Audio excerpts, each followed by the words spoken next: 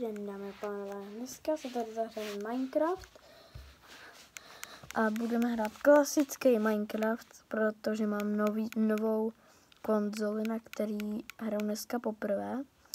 Takže doufám, že si to užijete dneska a jdeme na video.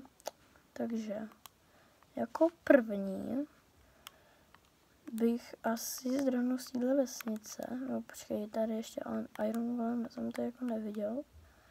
Jsem našel tuhle vesnice, takže tady možná není. Spíš asi ne. Ale by bylo docela divný, protože jo, kdyby tady nebylo, to by asi jako byla chyba Minecraft natáčení, protože v každé vesnici má být vždycky golem, takže by to nedávalo vůbec smysl. Jo, a zatímco tady zabijím tohle golema, tak bych měl říct, že byste mohli dát like a odběr za to, jak jsem se nadřel proto, abych měl tuhle novou konzoli, že mi trvalo jako 2 měsíce, než jsem si na ní našetřil. Možná i víc. Fakt dlouho mi to trvalo.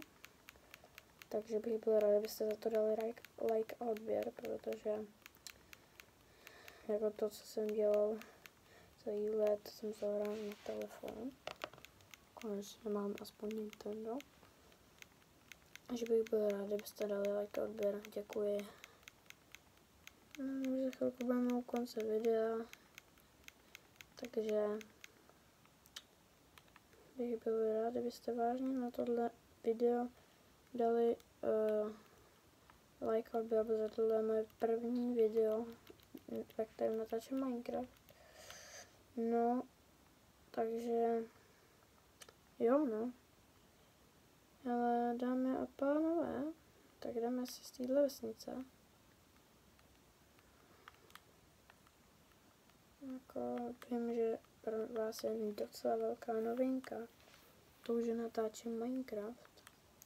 Ale já jsem ho ještě ani nikdy nenatáčel, takže doufám, že se vám dnešní video bude líbit.